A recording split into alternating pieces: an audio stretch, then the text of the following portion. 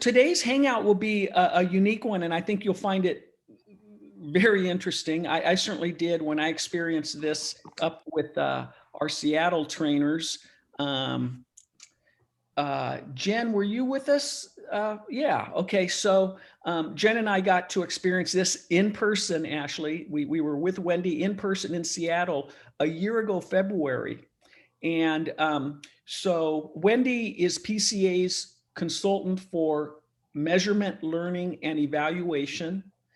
And the session she's going to lead us through today focuses on the questions: does PCA programming work? And if so, how do we know that it works? So with that introduction, let's all welcome Wendy.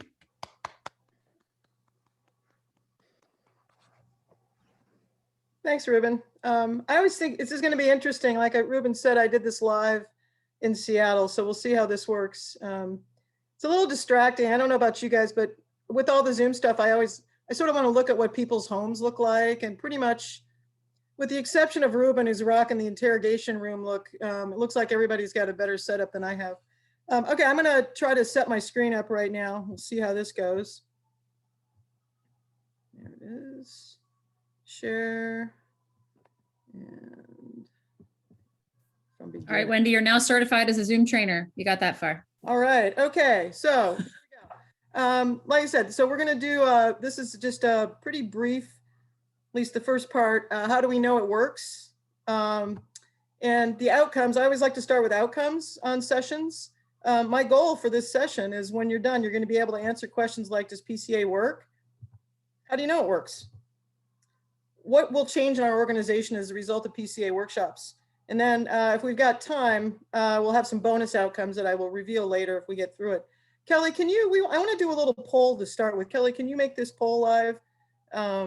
Sure can. And I don't have the poll question up on here. Maybe you can read it. It's going to come up. Oh, here we go. So how confident do you feel responding when someone asks, how do you know PCA's programming works? And these range from very, very confident to I'm not confident at all. So cast your vote. And it is anonymous, so it's okay if you say, I don't know. I just like the mission. Okay, all so right. Doesn't look like anybody's stressing too bad about this. We got, and here are the results. Okay. Okay, fairly confident. Nobody gets stressed out. Well, that's good. Okay. All right. So why isn't this going? There we go. So if someone asks you, does PCA programming work? You can say, yeah, it works. And then if they're good with that, then you can move on and do whatever you're going to do next. Some people will then ask you, how do you know it works? And the reason we know it works, I think you all probably have firsthand knowledge. You've probably seen it work. You've seen what happens with people in organizations when they do PCA programming, whatever level that is.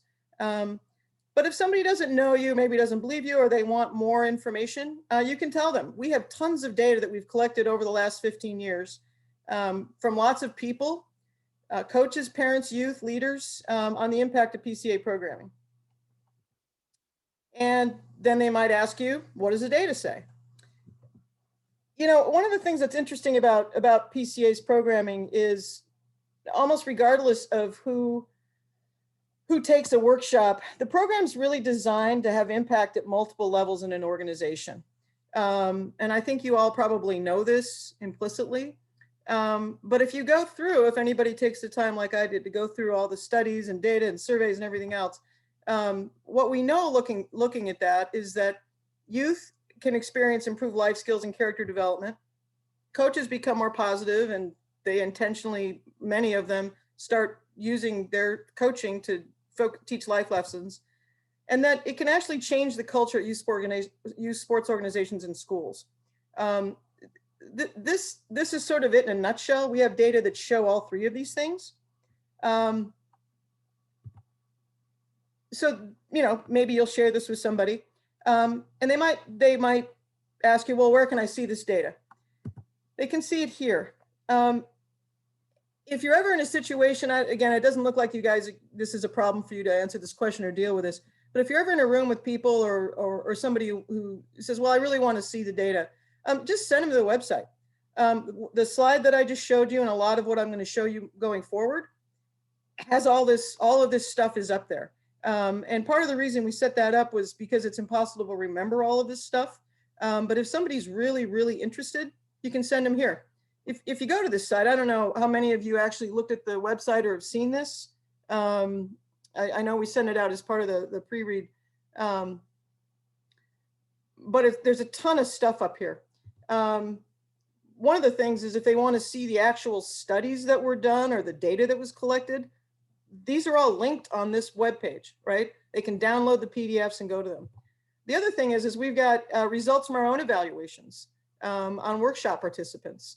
The next slide I'm going to show you is just an excerpt from from a summary we did of some of the data we've collected ourselves. There's a lot on here. I think we also sent this to you guys ahead of time. So you've got it in the pre-reads if you want to pull up the whole thing. It's also linked from our website. This is just a piece of that data. And it's organized in terms of sort of areas that people care about. So how does it change coaches and how they deal with kids? Well, here are some things we know. 84% of them say they're better to help their athletes develop a growth mindset. That's an awesome finding, right? We all love growth mindset. You can see we've grouped some of these findings. There's more of them, again, on the document that you were sent before today and also on the website. And then to the right, you can see the little blue deals that sort of call out really sort of interesting findings. So I'm not going to leave this up too long. You guys have this. There's sports is fun. There's a section about parents. There's some other things as well. So this was something we talked a lot about in Seattle. How can you help with this? This data that I just showed you about coaches and kids, we did studies. We had external groups do studies with PCA years ago. But the data I just showed you about, the 84% of coaches and growth mindset, that comes from our own surveys that we send out to everybody. Every single adult that goes through a PCA workshop, whether it's online, whether it's live via Zoom, or whether it's live with you guys in the room, they get a survey from us about 6 weeks after they take the workshop. Now, they don't all answer it, but the more data we have from folks, the better it is for us. One of the things you can mention at the end of your session with folks is you can let them know in about 6 weeks, you're going to get an email from us, take the survey. In addition to asking questions about the outcomes of what happens with PCA, we also ask them for their feedback. So, and the reason this is interesting is, I know you all were used to giving them little surveys immediately after a workshop, but this one they get after they've had a chance to try it out on their kids. So if it's coaches, for example, or if it's parents, then what they do with their kids. So we actually get some information about, are you actually using any of the tools? We've got way more data about what tools have you used? Why have you used them? Do you know about them? Have you heard about them? What's useful to you? A lot of the sheet I just showed you with all the numbers on it about the outcomes of PCA programming. This is in addition to a whole bunch of questions we asked them about what's useful to people. And a lot of the programming decisions and resource decisions at PCA are made based on data like this. So for example, do you use the books? Have you even heard about the books? Do you have a book? Do you use the coach talking points? Have you gone to the website? So all of that information is really, really helpful. We want to be an organization that continually learns and moves forward, and this data is a big part of that. So that's the first part, and I'll just stop here and see if there's any questions about any of this. And if not, we'll move on to bonus outcomes. So we have one that came in from Jeff Carnes, Wendy, and he said, how have these numbers trended over the years? That's a good question. I'm not aware of any trending, anything changing dramatically. at least in the last, this 6-week survey, I would say we revised it about 2 years ago. So we only have 2 years of data on that. But I've gone through all of the, PCA programming hasn't changed dramatically over the years. So you wouldn't expect it to trend. Now, then you could say, well, what about, the populations that we serve? I haven't noticed any differences. We did do a comparison when we started moving to, when COVID started, I did a summary of what PCA programming looked like with the online versus, live versus online. And that document's also linkable from the impact pages. And we didn't see any substantive differences between live and online training. So I would say no big changes in that. All right. I didn't know if you could see the chat, Wendy. The other one says, I saw, Jen Hager said, I saw this was out of 714 respondents. What percentage of workshop participants is that? Is that a good response rate? It's extremely low, and that's a great question. It's about 1%, and maybe even less. That's why we need you to do more. Now, one of the questions, and maybe what you're getting at there, Jen, which would be a great point, is that if it's such a small percentage of people responding, how do we know that that's actually what's really happening with everybody else? Typically, there's two things we do to address that issue. One is we just try to bump up the number of people who respond, which is why we'd love it if you guys could really encourage people to pay attention to the survey and take it. But the other thing we do is we occasionally will go out and we'll do a 100% response rate analysis with a location or a set of locations, and then compare that response with this very low response. And that basically helps you validate, was that representative or not? We haven't done that recently. I can tell you historically, we haven't seen a big difference. So it's a very, very low response rate currently.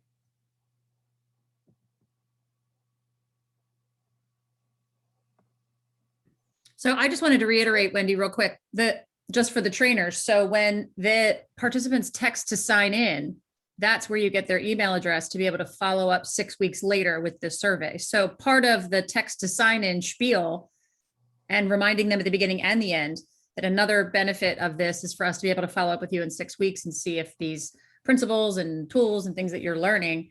I mean, I think people would be interested in that. Like, wow, I'd love to have a follow-up to see if this actually works. So that could be another addition to the text to sign in script that we have at the very beginning. I always say it's a way for us to measure impact, but it's great to say you are participating in the measuring of the impact of this. Yeah, one of the other things is we do ask that people some open-ended questions about things they really loved and things that they thought should be improved. So that's also another way we get feedback from people. And, people, it's interesting because think about what spurs you all to take surveys. I mean, I take every survey that comes to me because that's my job and I want to see what surveys look like. Most people just don't even look at them. People tend to respond to surveys if they feel very, very positive or very, very negative, which is actually pretty helpful because there's chances on these surveys for people to say, wow, this wasn't helpful. This is what you should do instead, that kind of thing. And typically we try to act on that. So, okay. All right, I'm going to move on to the second half of this. And then if there's more questions, we'll have time at the end. Oops. Okay, looks like I got to start this over again. Bear with me, guys. Oh, here we go. Okay, good. So here's some bonus outcomes. This is material that I shared with when PCA used to have chapter executive directors about 1.5 years ago. There was a lot of talk about kids having fun in sports and kids dropping out of sports. And there's things that we can say that are, supported with data and things that we probably shouldn't say. So part of the reason I shared this with these chapter executive directors and also shared with some of the partnership managers is to help make sure that we can all be consistent in how we talk about these things as we talk about PCA. So that's what we're going to do. And what we're going to do, this was something we did with, we're not going to do a basically show of hands right now, but we're going to talk about facts and beliefs, which obviously has larger ramifications than just sports, given the sort of the political landscape of the last couple of years. But for the purposes of this discussion, a fact is something that's supported by data. And most people looking at available evidence would believe a thing to be true. And then a belief is something that people think, and they truly believe, but may not be supported by data. And I want to distinguish this from proof. What proof do you have? I mean, there's still some people, you can find some people who think the earth is flat, and no amount of data will ever convince them otherwise. So for the purposes of this, we're just going to do fact and belief. Basically, a preponderance of people looking at data would say that something's a fact. So here it is. Fact or belief? Many people believe that participating in sports improves youth character and develops life skills. Give you a chance to consider that. If I was better with Zoom, we would do mini hand raising or whatever, but I'm not going to mess with that. That's a fact. Many people do believe this. Participation in sports necessarily improves youth character and develops life skills. Think about if you think that's a fact or belief. You guys can put it in the chat too, if you want to. Yeah, that's a she's giving it belief. fast. Okay. Not a fact. Participation in sports done right improves youth character and develops life skills. That is a fact, and that is supported with data. Let that sink in for a minute. We'll go on to, I think I have 2 more pages of facts and beliefs. The #1 reason kids say they play sports is to have fun. Fact or belief? Fact. In fact, the original studies that were done, sort of the seminal sets of big studies in the 70s, were done up in Michigan. It was the precursor to the MSU Youth Development Sports Organization that Dan Gould has headed for a very long time. Dan Gould's on our advisory council. The original studies showed this to be a very strong finding. And this finding has been repeated with studies since then, that this is the #1 reason kids say they play sports. This is something that's been going around at PCA for a long time. A lot of people talk about this number. 70% of kids quit sports by the time they're 13. And that is a belief. That is not a fact. In fact, it's probably not true. And that statistic, which has been widely proliferated, reported on all kinds of news outlets and other things, is likely a misread of some data that was produced in the 70s. At least that's the conclusion that Dan Gould and I came to when we wondered why this was so widely believed. Another thing that a lot of people talk about, the #1 reason kids quit sports is because they're not having fun. This is a belief, and it's likely not true. Most of the data we have for kids quit sports, it's either because it's a talent issue, there's fewer spots available, or it's financial. They can't afford to continue to play. Their parents can't afford to have them keep playing. How about this one? Many people believe that kids are dropping out of sports in mass because they're not having fun. And that's a fact. Lots of people believe this is to be true. And at PCA, we have to deal with facts and beliefs. Okay, 1 more page, and then we'll move on to some stuff you can use. Fact or belief?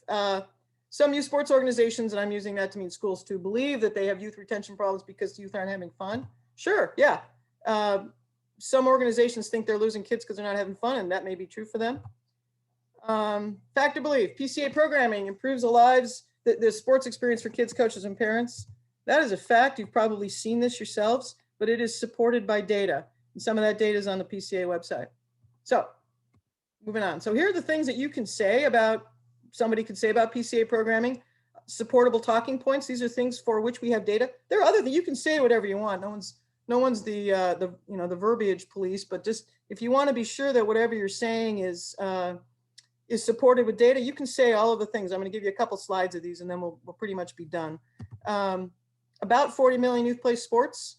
Other than school, it's the single largest platform with which to help build youth character and develop life skills. This particular point is one we use when we're doing fundraising for PCA. It's a very compelling point for people.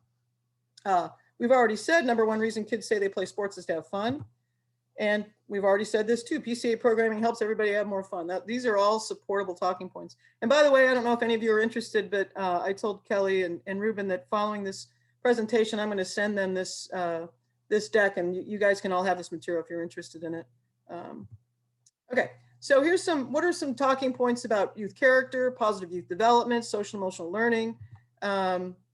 Most youth sports coaches don't receive any training in this, which is true. We're trying to alleviate that. The 1 million coaches challenge this particular fact is the main reason that thing, if you guys have heard about the million coaches challenge, this is the main problem this one's trying to address. Sports is a fabulous platform for youth to develop character and life skills. I think you all know this. You all feel it, you've seen it, but it's actually a great platform if it's done right. In fact, there's some studies that show if it's not done right, in other words, if it's win at all cost mentality, all that business, that it actually has a negative impact on youth character and life skills, which is sort of an interesting finding. And this last point here is basically PCA's value proposition. For those of you who have any, We're really excited the PCA provides the training to everybody to help them. that's kind of our story. So I've got one more slide here, I think, about supportable talking points, and then we'll open up to questions. We have some evidence now, actually 2 more slides, sorry. We have some evidence that as a result of taking PCA coaches report that you're likely to continue coaching for longer. Leaders believe they'll be better able to hire and retain good coaches. Again, none of this is surprising to you all, I don't think. You've probably seen this and believe it, otherwise you wouldn't be PCA trainers. Coaches say they expect to see greater retention of their athletes from year to year. We can't really talk about that PCA programming improves youth retention in sports, because it improves it over what? We actually don't have very solid numbers about kids dropping out of sports right now. And I'm talking on a national level. So it's hard to show improvement in something when you really don't know what the baseline is. But coaches believe that they will see greater retention of their athletes from year to year. And sports leaders believe, we survey leaders. They get a couple of surveys from us. They expect to see greater athlete retention in their organizations. And parents believe that their kids will be more likely to continue playing sports as a result of the PCA programming with the coaches and the organizations. And let me just show you one more thing, which is some of these points that I just shared with you aren't about necessarily what PCA does. They're sort of out in the world. There is a references document, which I'm sure makes a lot of people's eyes glaze over when I say references document. But if you want to point somebody to some data that talks about some of these points, this is just a clip I took from a document that we created a couple years ago, which is unfortunately titled A Selection of Foundational Research. And I'm happy to change that title if anybody has something. But basically, it's got different categories like the benefits of youth sports. And you can see this declarative statement that participating in sports doesn't necessarily build character in youth. Sports done right does. Here's a paper that supports that point, okay? So again, nobody needs to memorize any of this. I certainly haven't. But if anybody asks, well, how do you know that? You send them here. You notice the second paper, one of the authors on that is Dan Gould, who's on. I need you to get out of there, and then I need you to come back over here and rinse your feet. I need you to call. And then here's the link for that document on PCA's website. So again, a lot of material, but you don't have to memorize. You just have to know where to go to get it or where to send people. So I think that is it. I'll take questions and stay on as long as anybody has them. And also, if you think about it or you have thoughts or questions you want to share with me afterwards, feel free to email me here. So.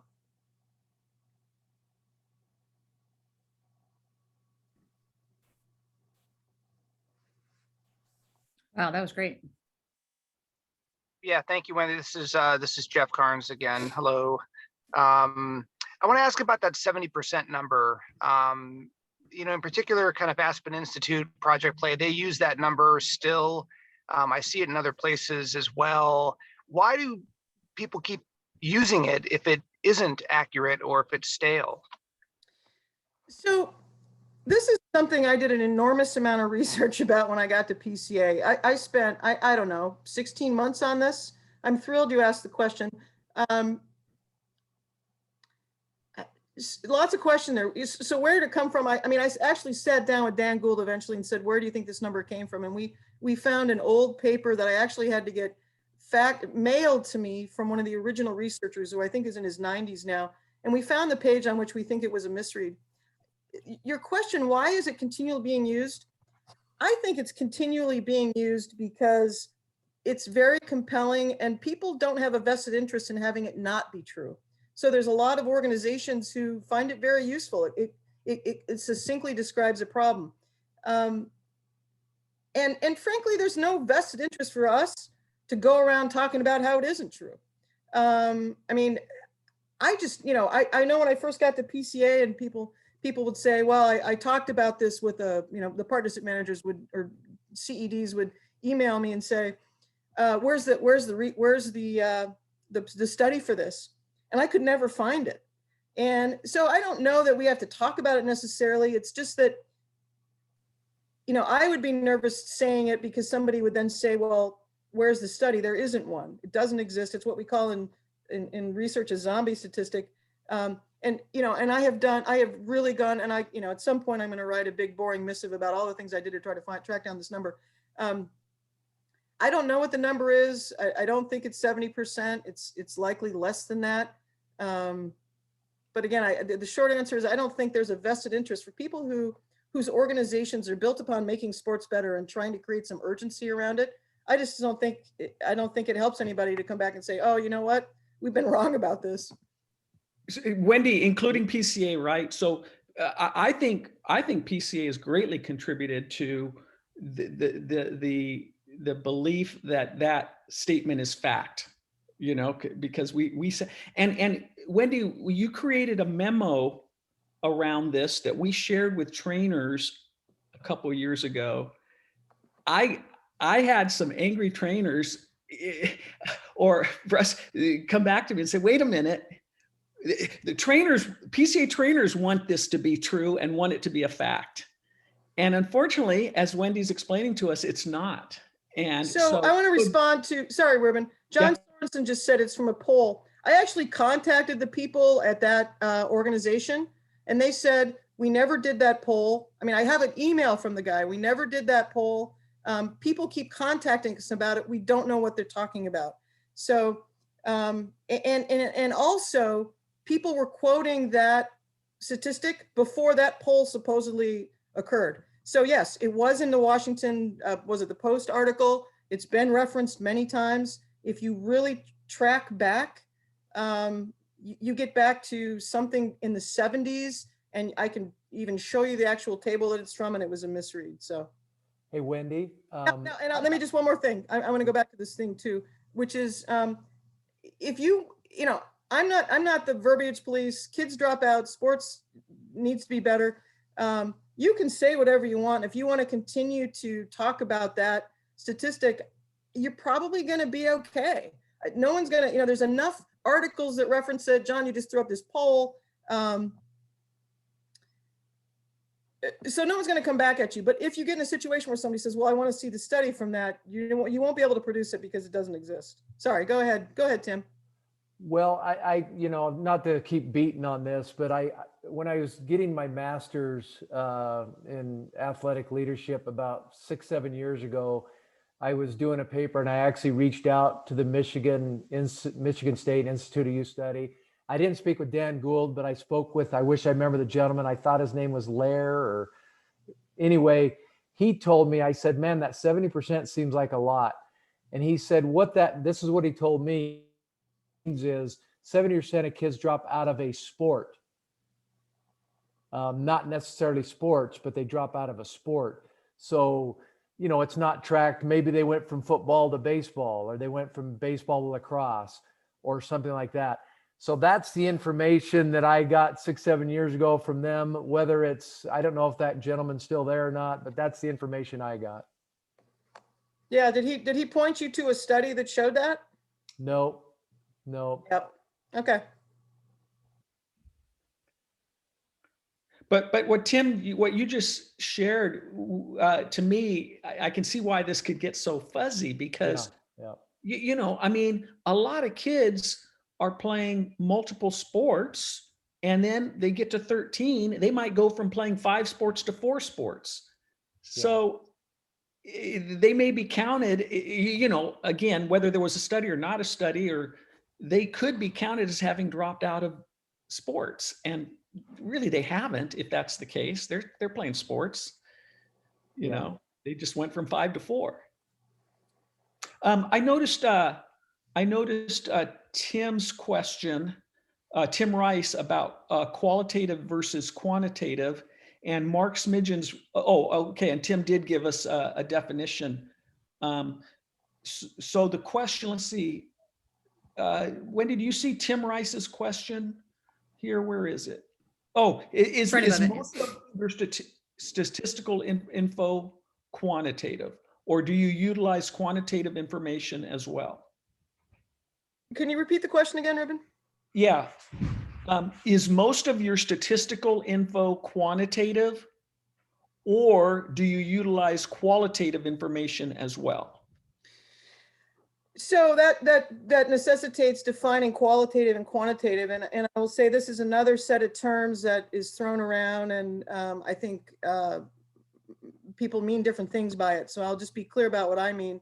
For the purposes of this discussion, and I think what the question is getting at is, I think it's more useful to talk about anecdotal information versus other information. So quotes from people taken as individual pieces of things is more qualitative.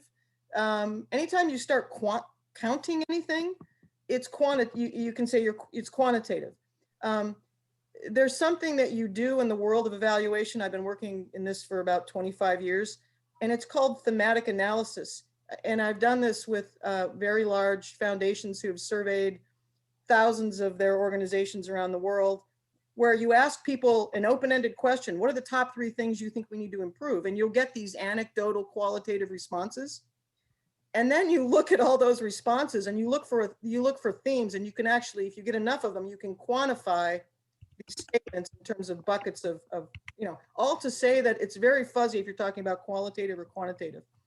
So when we're talking about the statements that we made that were supportable by facts in this presentation, and when I showed you the numbers, that's all numerical, it's all quantitative, and it's from people sharing what they think about something. I saw somebody say qualitative is observational. That's actually not exactly right, because a lot of social science is built on quantifying observations. So if you see a number in front of it, somebody's quantified it in some way.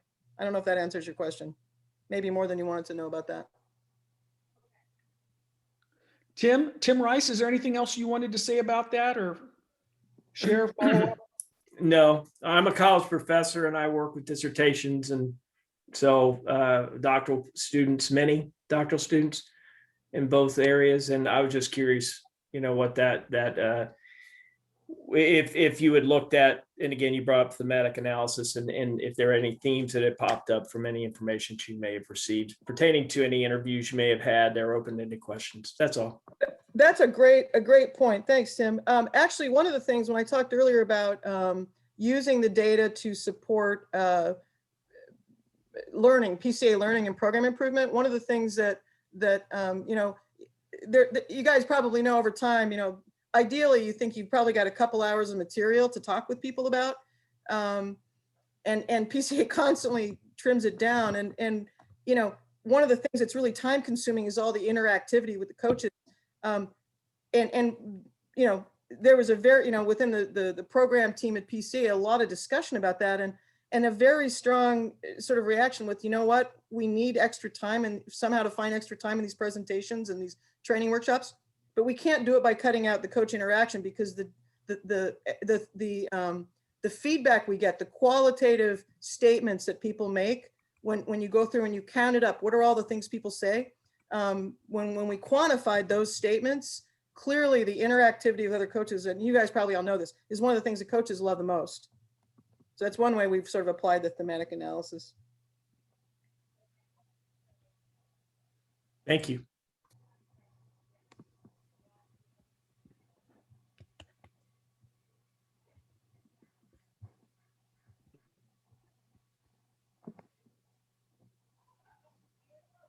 I just think it's really awesome. I'm just thinking back to like my first couple of years as a trainer, and there were a lot of people that were always saying, well, it's based on research, it's based on studies. And it's so great to be able to point them in a direction. This impact page wasn't there. So it's nice to be able to take those people, those naysayers, those people that are constantly like, now, where is that study from? Can I see that study? We can say, hey, here's a webpage we can take you right to. And I'm even thinking that we should have something about this in the resource slide at the end that has a link to all of these. People can take a picture of it or whatever they can do for those people that want to know, where is this data coming from? So I think that might be something that we want to work into the actual deck resources at the end. Just a thought. Kelly, I wonder if that relates to what Jen put into the chat. Oh. Jen, is that what you had in mind? Yeah, you know how we started sometimes if you're in a room that has a whiteboard or you can Mhm. post on paper. the Dev Zone link, and some people would come in and immediately check it out on their phone while they're waiting or whatever. I think having the link to the impact right on the board, so as people are coming in, they can check it out while they're sitting there. There's always those coaches or parents who are like all in before the workshop even starts. They participate all the time. Their hand is always up. And then there's that middle group who's like half in, half out. And then there's a couple who are grumpy about having to be there or resentful. And, you know, I've been coaching for 5 years. I mean, come on, what are you going to tell me? And they kind of check out. And I wonder if they could see up front that there's an impact and look at it in their own little way on their phone, that they might be more likely to participate and kind of buy in a little bit more than if it's just us standing up there saying it makes an impact. So. I was thinking about, you know, how most of us set up our projector and we have a slide showing as people come into the room. And right now, the one we're encouraged to have up is the text to sign in slide, because text to sign in is such a high priority.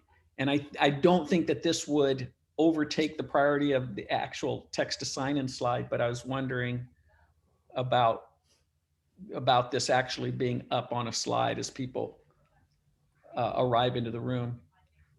Yeah, you know, this raises another issue, and going back to Tim's notion about qualitative and quantitative, I'm a real numbers person, and, you know, but people respond to emotions and feelings. So, you know, a quote from a really powerful quote from somebody about how it changed their life, for many people is far more impactful to them than a page of numbers. You know, like, I don't think for a minute that everybody's like me and gets thrilled by this stuff. But, you know, and I'm human too, but, you know, I mean, there's a reason when you go to fundraisers and auctions, they get you a little drunk and then they bring up some kid that's their life has changed. And think about it, that's going to make you open your pocketbook way more than, you know, a page full of numbers, unless you're me, in which case I'll be asking for the numbers. But I know I'm in the minority and I don't have that big a pocketbook anyway, so. Well, I've had many trainers lobbying me to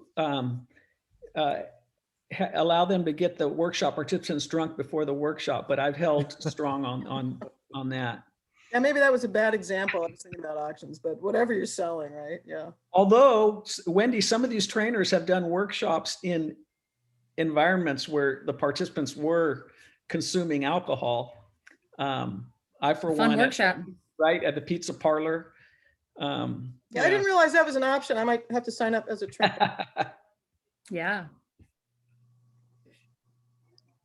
I think too, Wendy, for what you're saying, I think there's a lot of people out there that will say, you know, show me this study. They don't want to read it. They just want to see No. that it exists. Exactly. Yeah, I can't tell you how many grant proposals I write where they ask for all of this stuff, and I'll say great, and then I'll attach a 70-page study. They don't want to read it. They're checking a Right. box. They want to know you've done your research. You know? Right.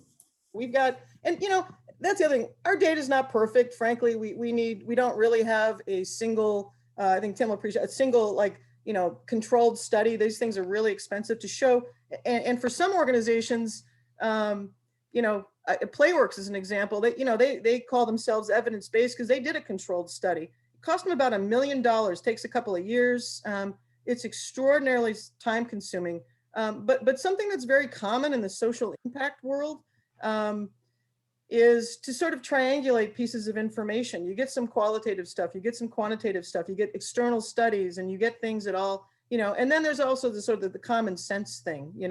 I think you guys, one of the things I've really appreciated about PCA, having worked in other kinds of groups that do trainings with people, is that you want everybody to have to be there. You want to mandate it because there are going to be people that are like, I don't want to be here. But you guys have all seen this, right? They go through the training and at the end of it, they're generally like, oh, that was useful. Okay.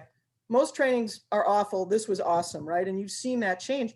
And when you think about impact and you think about measuring impact, if all you're doing is talking to people who are already excited about positive coaching, your impact, it may feel good as a trainer because you're talking to people who think like you, but the actual impact is not nearly as great as if you're talking to people who aren't doing it already, who are probably angry about being there and whose minds you change. Like, that's when you really get, the impact. At least when we try to measure impact, we try to make sure we're working with people that kind of don't want to be there first, because otherwise everybody's scoring high ahead of time and they score high at the end on whatever impact you're doing, and you don't show anything. So. Wendy and Kelly and Ruben, these impact numbers, are there any like numbers that particularly surprise you, or like you kind of stood out to you either on the upside or the downside? That's a great question. I mean, obviously there were some lower numbers that are not on this document because, we're not trying to highlight it. But the thing about it is, I think what surprised me when I looked at it was there was some, if memory serves, there were some parent values. There was a question that related to something like, and it was for parents who'd been through workshops. 6 weeks later, they've said, as a result of this workshop, I've changed the way I've worked with my kids on sports. And the number was in the 50s, 50 some percent, which to me, you think about how busy you are and all the information you all get and every classes and all this other business, to think that over half of parents who show up for one workshop, maybe something they've been required to do, that have changed their behavior because of 50 minutes with one of you. I was shocked that it was that high, because usually most of the time you go through life and stuff happens, you're like, well, that really didn't impact me at all. Now we don't have that number on this sheet, and we thought a lot about it because it looks so much lower than the other ones, and everybody's reaction is to sort of go to the low numbers and ask, why is this so low? And that's why that wasn't on there and why you won't find it on there. But to me, I was shocked that 6 weeks after taking a 50-minute workshop, that over half of the parents that took it said they changed their behavior with their kids, which is that was the thing I was the most surprised about. There wasn't anything that was surprisingly negative, frankly, from the workshop. Wendy, it might be it would be the lowest number on all those, among all of those, and it might be the most impressive, like you're saying. That's really interesting. This conversation, Mark, is reminding me of the coach at the end of one of your Zoom workshops. I'm talking to Mark Smidgen, who was one of those skeptical coaches, and hey, I know what I'm doing, and gave an unsolicited, beautiful testimonial at the end of the workshop, which Mark fortunately had not stopped recording, and so we captured it. We asked the coach if we could share it. Wendy, I don't know if you saw it. We did share it with all the trainers. I think Sonia posted it on the Facebook page. We shared it internally with the staff. It was a real tank filler to hear that. Wendy, it's like you said, one powerful quote or testimonial, the impact that it has over a bunch of statistics. Yeah, I mean, do people want to see a page of numbers or hear Steve Kerr talk about how great PCA is? I'm pretty sure it's better.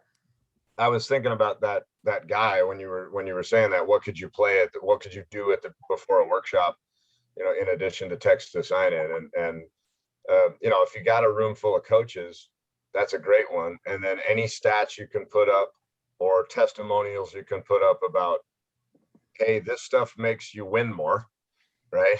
Because you got a room full of coaches. That's one of their goals, right?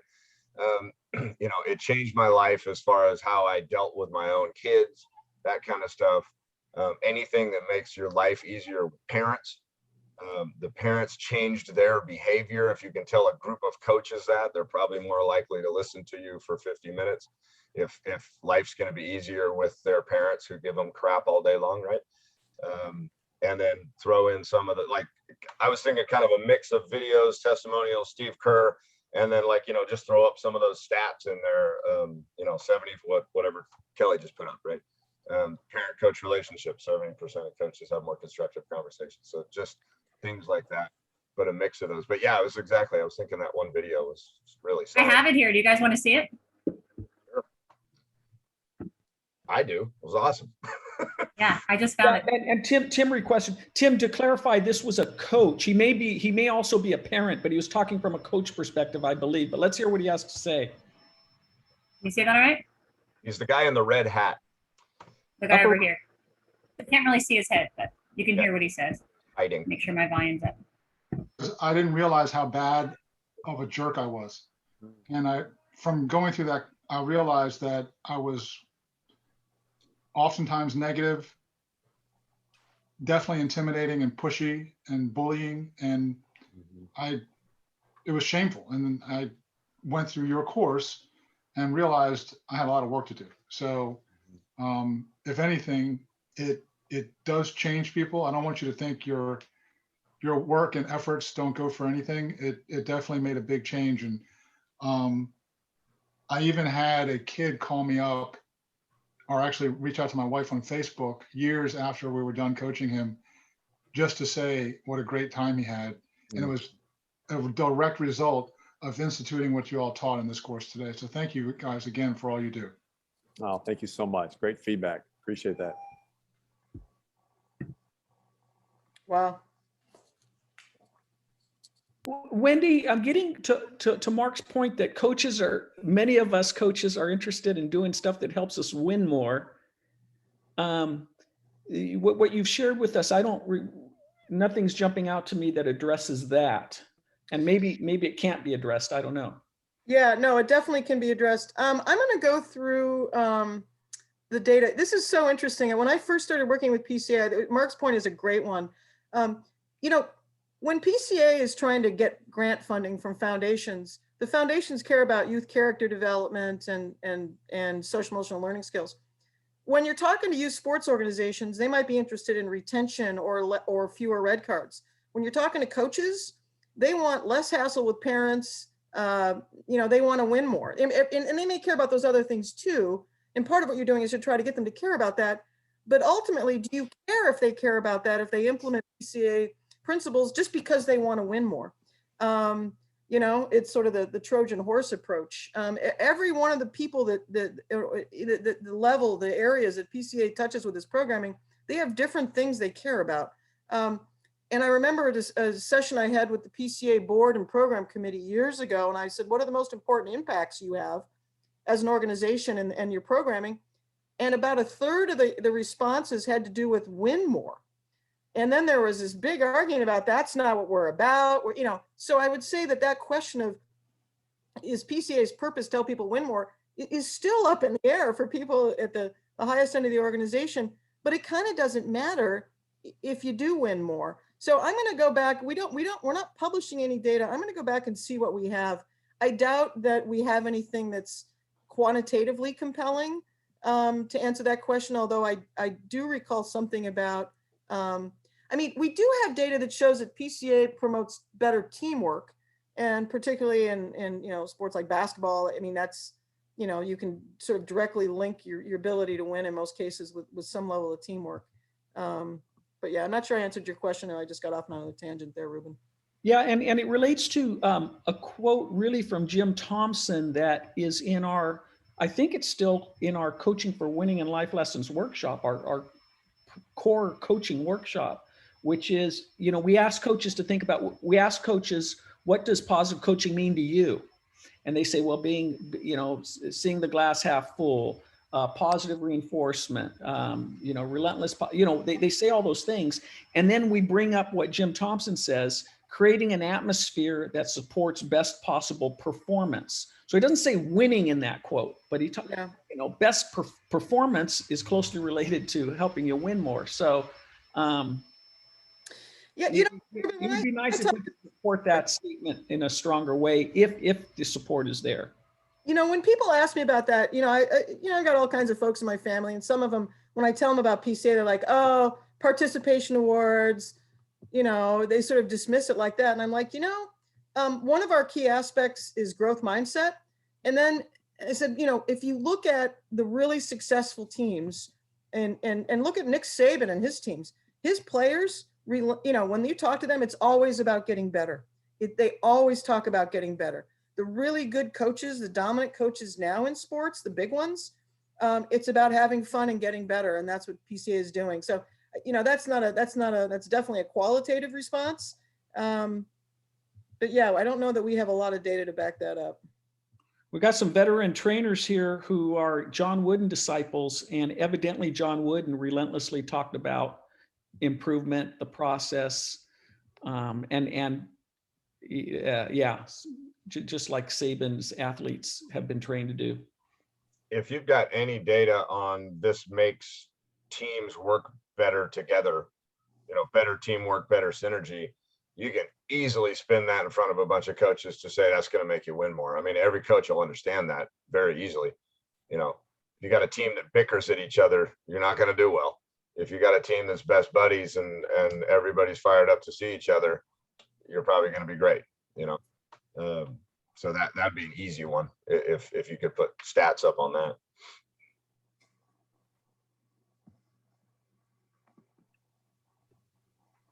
I've heard opposite anecdotal stories about Saban. I'm not gonna lie. Oh, I'm not a Saban Positive and fan. negative, right? Yeah. Yeah. Well, Just to be clear, I'm not a huge Saban fan. My image of Saban is that, was it the BCS championship game where I've rarely seen a coach demonstratively be so negative with his body language on the side, throwing down his headset and, I don't know much about Saban, quite honestly. And Chloe, one thing, when I make a reference to Steve Kerr and someone says, well, gosh, did you see him yell at the referee last night? Or Phil, I sometimes say, remember, we're not perfect coaching alliance. We're positive coaching alliance, because I bet every single one of us here can reflect back, and I've got a lot of them, reflect back on many moments where I was not, the model positive double goal coach. And I don't know if Saban most of the time is or most of the time isn't. I've heard horror stories about Krzyzewski, and you know what? You're probably going to find, Tim Brady's not going to like hearing this. You're probably going to find people who will tell you stuff about John Wooden. Well, if you saw John Wooden when no one was,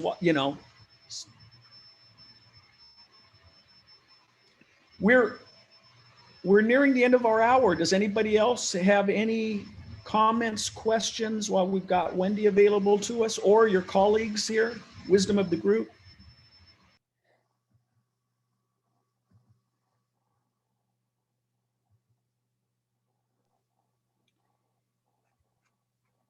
I see Coach Tyler Johnson has joined us. Welcome.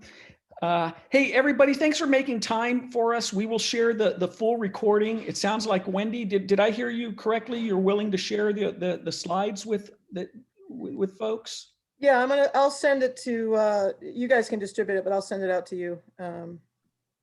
So we'll share the recording and the slides with everybody. And Wendy, thank you so much for taking an hour, and yeah, let's hear it for Wendy, everybody. You hear that applause, Wendy? Yeah, I do. Thanks, everybody. Feel free to email if you have following.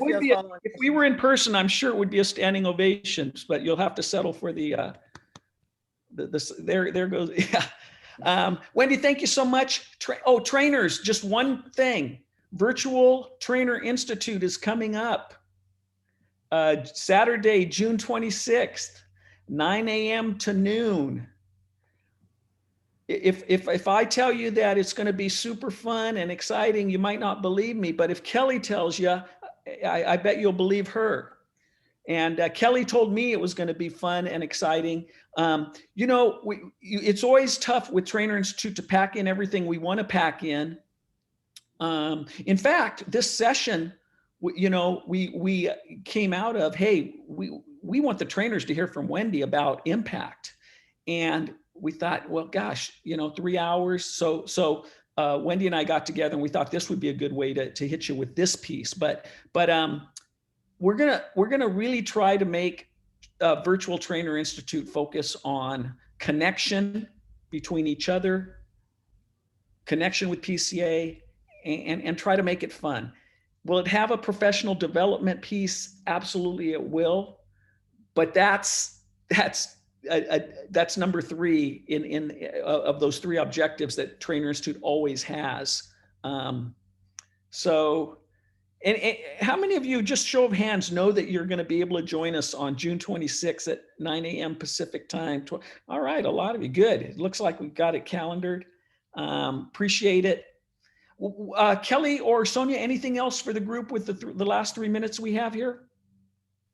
Kelly says no. Sonia? No, I know Derek Owens popped on. It might be nice for him to introduce himself. I think this is his first time. Yes, hello everybody. How's it going? I'm very excited to be a part of the PCA because I've lived it. You understand me? Coach from 19, I'm 60 plus years old. I've seen the good, the bad, and the ugly, and I've always believed that you uplift young people. You don't put them down, and you get more out of uplifting young people. You do demeaning them, because we're in the great people business. Nobody wants to be told what they're doing wrong, but how they're getting better, how you improve. That's how you get kids nowadays. Take the word fundamental. It's fun because it's a game. Help them build a determined attitude. Teach them mental focus. That's the real world. That makes sense? Welcome, Derek. Hey, these people know what you're talking about. And yes, all Exactly. of them. Yes, it makes sense. And there you go. In addition to everything Wendy gave us about positivity working and positive coaching working, Mhm. you can also tell people that question you, well, Derek Owens says so. So thank you, Coach Owens, and welcome aboard. Thanks much. Glad to be a part of it. Sonia, sounded like you had something to share. No? She's Nope. good. She's good. Kelly, we good? We're good. Thanks, everybody. Have a great rest of your day. Thank you, Wendy. Thank you, guys. All right, now I got the cheers. And we're gonna stop recording. What's that? Oh, after the cheers. Yeah.